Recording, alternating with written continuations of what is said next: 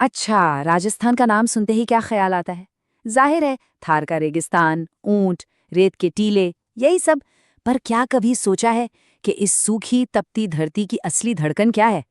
वो है यहाँ की नदियाँ। जी हाँ, नदियाँ। आज हम राजस्थान के इसी हैरान कर देने वाले पहलू को थोड़ा और करीब से समझेंगे। तो सवाल सीधा सा है, एक रेगिस्तानी राज्य की लाइफलाइन, उसकी जीवन रेखा आखिर क्या हो सकती है? इसका जवाब वो रेत के नीचे, पहाड़ों के बीच और यहाँ की ज्योग्राफी की परतों में ही छिपा है। और वो जवाब है नदियाँ। चलिए देखते हैं कैसे। देखिए, भले ही हम राजस्थान को एक सूखे इलाके के तौर पर जानते हैं, पर यहाँ की नदियाँ तो इसकी रगों में बहते खून जैसी हैं। सोचिए, ये सिर्फ खेतों को पानी नहीं देती, बल्कि यहाँ के कल्चर को, त्योहारों को, लोगों की रोज की जिंदगी को भी एक शक्ल देती है। मतलब ये सिर्फ पानी की धाराएं नहीं, ये तो जिंदगी की धाराएं हैं। तो राजस्थान की इन जीवन रेखाओं को, इन नदियों को और अच्छे से समझने के लिए एक काम करते हैं। इन्हें 3 हिस्सों में बांट लेते हैं। और ये बंटवारा इस बात पर है कि ये नदियां अपना सफर आखिर खत्म कहाँ करती हैं। तो ये 3 कैटेगरीज कौन सी हैं? पहली, वो नदियां जो पश्चिम की तरफ बहती हैं और जाकर अरब सागर में मिल जाती हैं।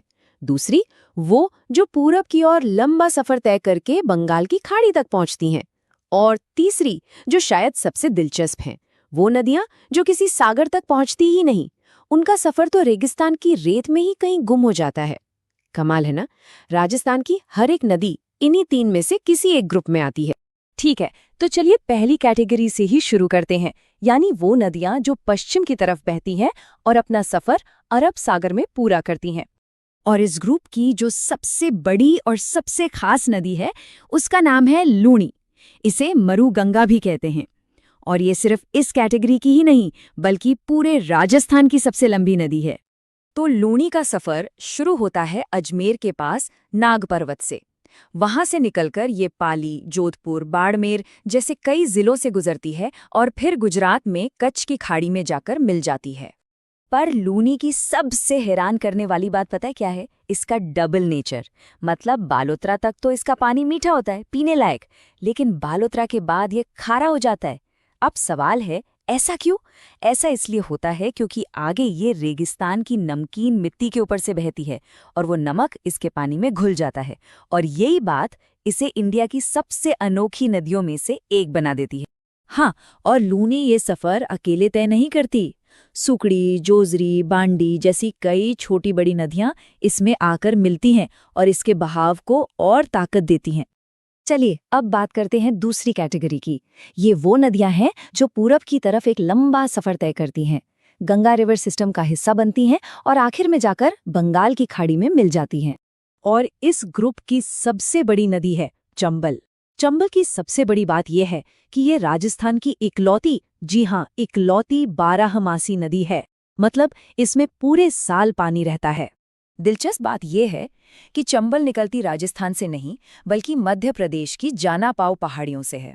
वहां से ये राजस्थान में एंटर करती है, कोटा शहर से होकर गुजरती है और फिर आगे जाकर यमुना नदी में मिल जाती है। लेकिन चंबल की कहानी बनास नदी के जिक्र के बिना एकदम अधूरी है। बनास जो है वो चंबल की सबसे बड़ी सहायक नदी है। मतलब चंबल को पानी का एक बहुत बड़ा हिस्सा बनास से ही मिलता है। बनास को वन की आशा भी कहते हैं और ये पूरी तरह से राजस्थान की अपनी नदी है। ये अरावली की हरी भरी पहाड़ियों में खमनोर से निकलती है और फिर टोंक और सवाई माधोपुर जैसे शहरों को जिंदगी देती हुई चंबल में मिल जाती है। और अब आते हैं सबसे रहस्यमयी, सबसे अनोखी कैटेगरी पर। वो नदियां जो कहीं नहीं पहुंचती।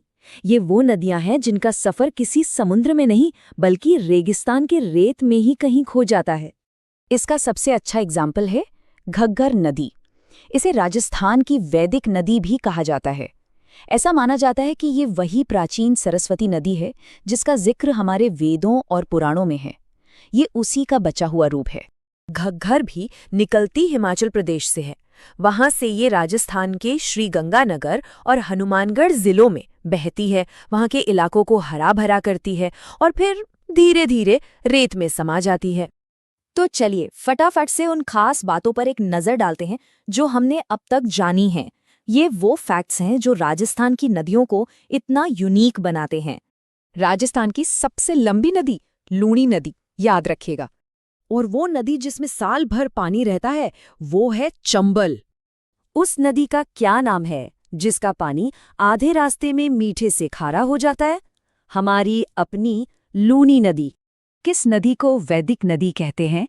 घग्घर नदी। और आखिर में चंबल की सबसे बड़ी सहायक नदी कौन सी है?